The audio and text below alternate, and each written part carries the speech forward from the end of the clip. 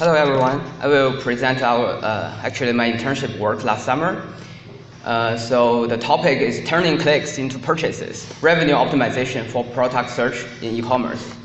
And the collaborators are Diane and Liang Wu from S.I.G., who are my mentors in the company during last summer, and my advisor, Dr. Huan Liu from Arizona State. So we focus on product search problem. So it's a ranking problem. So the setup is very similar to web search. So what you input is a search query, and what the ranking system got are some like candidate products, and the output are the most relevant products. So I show 3 examples here. The first one is an e-commerce search. It's actually Etsy. So you input like a mug, and the search engine will return you some like a popular mug to you. And the second one is I believe it's Spotify, so you can search some music or musicals. And the third one is from Airbnb, so it's also an e-commerce search, right? You can, like here the query is the location, and what you got are the like homes in the places that like you may be interested in. And e-commerce search is more and more popular and more important. And there was a recent study, and they asked the online users, the online customers, they asked them, like, when you want to buy something, what's the starting point of your like shopping journey? Like in real world, it may be some shopping mall, but in the online world, over 55% of the online shoppers, they say they will start their journey, the shopping journey, with an e-commerce search engine like Amazon, like Etsy, instead of Google. But there are like many differences between web search and product search.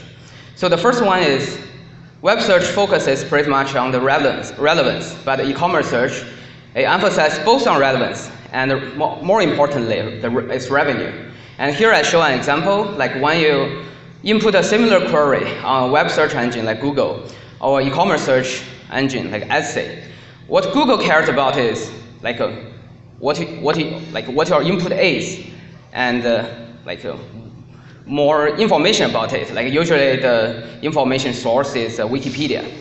And for Etsy and for e-commerce search engine, it doesn't really care about like what it is. What it cares about is what do they have on the shelf, and are you going to buy it or not? And is it expensive? And if it's more expensive, it means like there will be more revenue.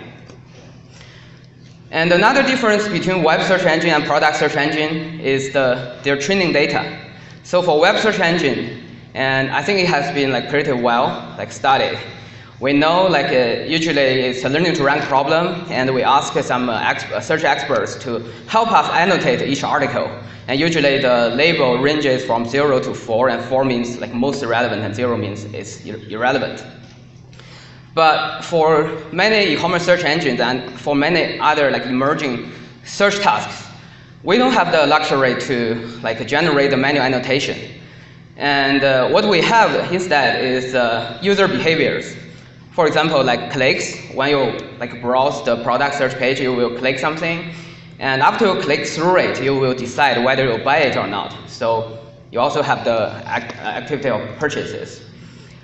So the differences between web search and product search makes it very challenging, to generate an accurate product search engine. So the root reason that causes the two differences is that the e-commerce search engine, it consists of 2 stages. And the first stage is more like a traditional web search. So you get some search results, you browse, and you choose one to click. But the different part is the second stage. So you will be redirected to the product description page, and you will decide whether to buy it. But this page is not it's not well studied for the web search. Like it's not that important. And also like the e-commerce search engine, it mostly utilizes the user feedback signals, like clicks or purchases, instead of the manual annotated labels. So here is an example. So when you search the query is rosy wedding dress in Etsy, so you will browse the search page and choose one to click. Then you will go to the product description page and like purchase it. And the question is, what do we aim to optimize here? And so because there are two stages, so we say there are like on the left of the slide, we show the process. So the first thing you do is you compare all the search results, and then you choose one to click. But after you click, you make a decision, are you going to buy it or not? And if you are going to purchase it, there will be the revenue. So the formulation shows that, so the we use psi to denote the event of a click, and we use phi to denote the event of a purchase. So the probability of purchase, it consists of two parts. The first part is the probability of click, and the second part is the probability of purchase. And here I is an item, Q is a query. And this is our proposed solution for this problem. So what we can do is we can use a function fc, c means click. So fc to model the probability of being clicked, given the item and the query. And we can use another function fp, p means purchase, to model the probability of the item being purchased. And the tricky part of this problem is fc and fp, they are two heterogeneous problems. And here are, like for example, for the stage 1, when you try to choose a product to click, so it is more learning to rank problem. So it's more like web search. You select one to click. And for the second stage, you will browse the product description page. So there's no comparison here. So this problem is more a binary classification problem. So predict whether you are going to buy it or not. So the difference is between alignment and accuracy. And this is how we optimize, like try to generate models. So because the first problem for the f-click, so it's a learning to rank problem. So we use a simple surrogate function to directly optimize the NDCG for the task. And here the feedback to the labels are the click-through rate, and the click are the user clicks. And for the second part, the f purchase, because it's like a binary classification task, so we use logistic regression here. And here the feedback, the label is purchase behaviors. But a key problem is when you talk to the e-commerce companies, what they care is more about GMV. GMV means gross merchandise value. So basically it means like how much dollar values you sell to our customers. And here is how we calculate the GMV. So for all the search sessions, and for every item in the search session, so the expected GMV is the probability of purchase times the price of the item. So what we miss in the previous formulation is the price of product. And in order to incorporate the price, so we model the FP, the F purchase, the logistic regression task as a weighted logistic regression. So basically every instance, every data instance will have a weight, and the weight is the price of the product. And more details about the optimization you can find in the paper. And here is our experiments. And the data sets, we obtained the 2 weeks data from Etsy. And we have over 300,000 sessions. A session means a query, and the return results, and the user behaviors after that. And we have over 200,000 queries, and it's over 6 million items. And we have every product, we have many keywords, and the total number of keywords is over 600,000. We also have more than 200,000 buyers and more than 500,000 sellers. And we use 2 evaluation metrics. And the first one is widely used in web search is NDCG. So basically, evaluate the quality of the ranking order. But because we also try to optimize revenue, so we introduced another evaluation metric. It's called revenue at K. So basically, it means K is the position. Let's say when K is 3, revenue at 3 means if you after you post rank, if the true positive, if the purchased product is ranked in top 3, in top K, the user is going to buy it. And the revenue at K is the corresponding revenue. And we include the 3 kinds of methods for comparisons. Because we have click, we have purchase, and what we propose is jointly optimize click and purchase. So we have 3 kinds of baselines. The first one is we directly try to optimize the click-through rate of each product. So this is more a learning to rank problem. So we used these popular learning to rank algorithms.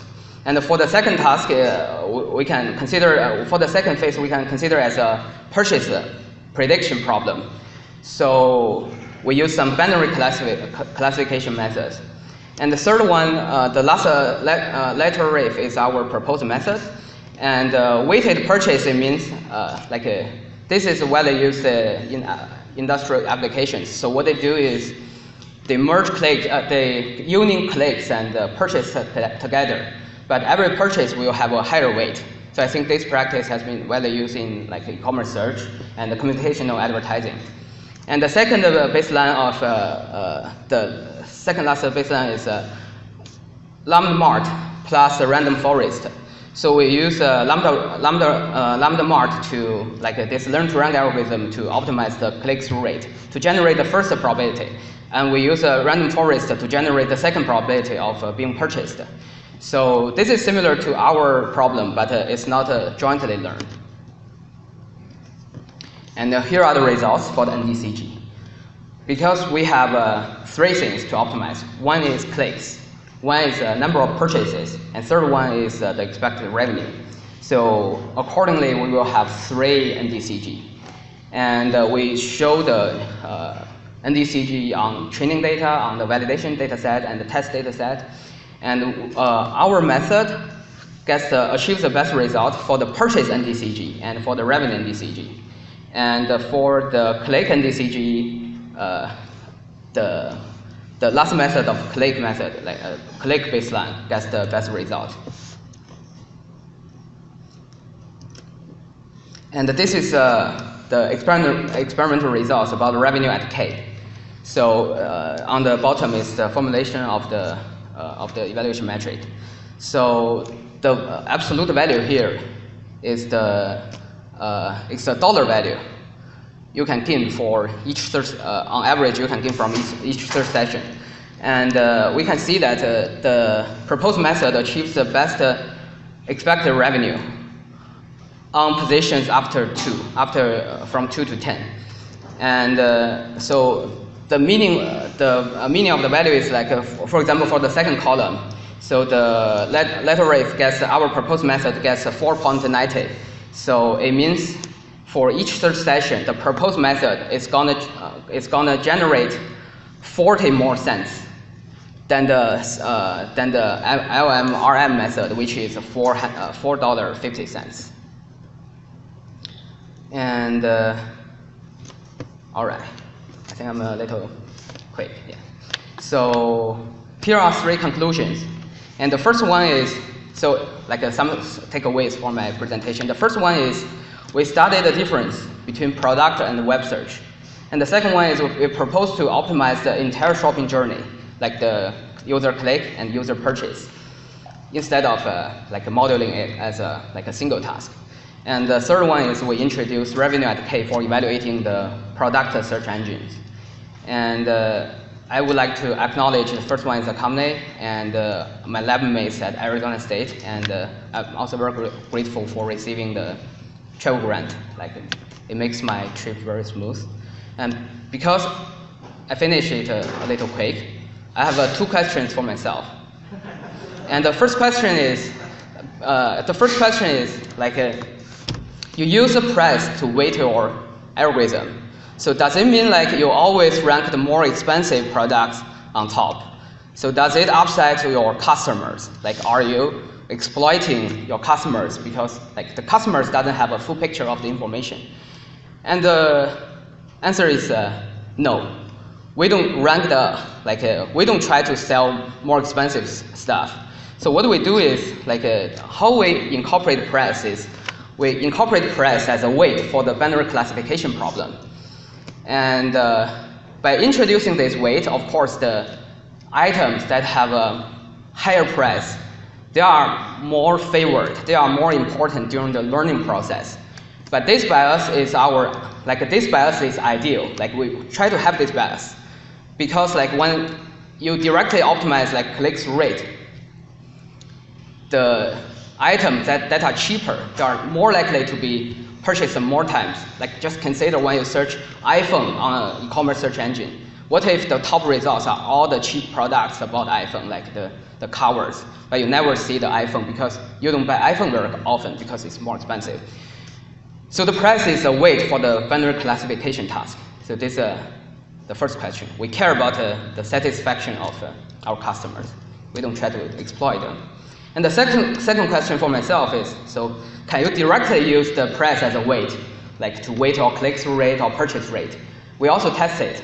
And the problem is for the price, it's a power law distribution. So if you directly times the two value, and the search engine will be dominated by the heavy head, by the expensive stuff. And you can actually use the price, but you need to calibrate it into a certain range. And I think that's it for my presentation. Thank you.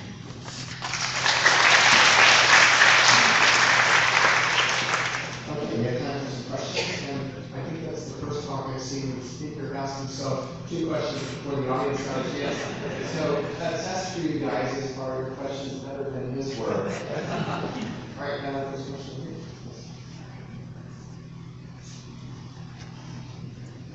Thanks. Good talk. I'm wondering about the main drawback of using logs, especially that you use logs based in the previous system, in the previous ranking. And so you always have this chance of missing some relevant results, especially given the number of items for a given query. So do you have any way to deal with the bias induced by using logs on the previous system and not just reinforcing the bias of this system? Yeah, very good question. And that is also what we are currently trying to solve, like what I'm currently trying to solve. For the position bias, I think there are some methods you can. For example, you can run some randomized experiments to find the position bias or other kind of bias. And for such search engine systems that are based on the user behaviors, they always have the problem. They will overfit the user data. And more importantly, the user will overfit the system. Because you always rank the heavily clicked ones higher, the users will click them. So in the long run, both the system and the users, they are biased, and you don't learn anything from the logs. So one thing, what you can do is to run randomized experiments continuously. Try to incorporate some new data into our data set. And but for this paper, we didn't solve this problem because we try to obtain the data that is unbiased. We try to make sure the user, we try to collect the search sessions, and we make sure the user examined all the items. That's a great question.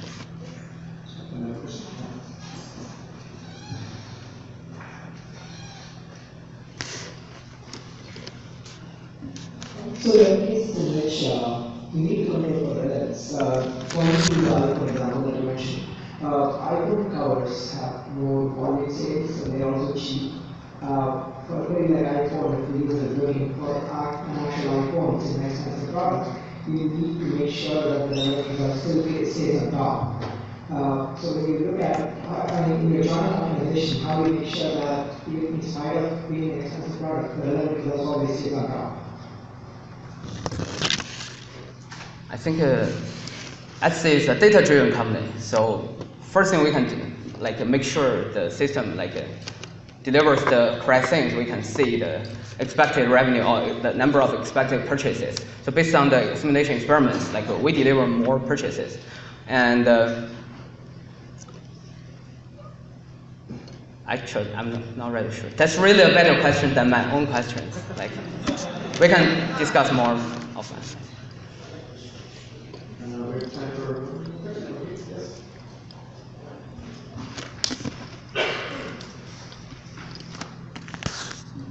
Thank you.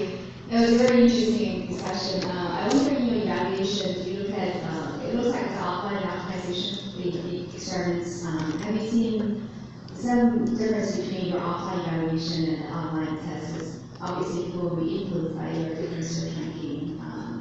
Just wondering if you have any insights. And one kind of follow-up question: you have seen online, do you measure cross-session conversions versus in session? Yeah, that's also a great question, better than my own questions. So, first thing is, although like we run the offline experiments, but for the for example, for the revenue, we do simulation experiments. So it means it's very similar to the online environment. Like we don't have any prior knowledge. And for the online testing, because this is my internship project, so like internship means like a short-term relationship. So I don't know like how much or whether I can talk about the details about the online experiments. But my mentor Liang Wu is there. He's still with SC. Probably you guys can reach out to him. Yeah, and ask more details. Yeah. Thank you. All right, Thank you.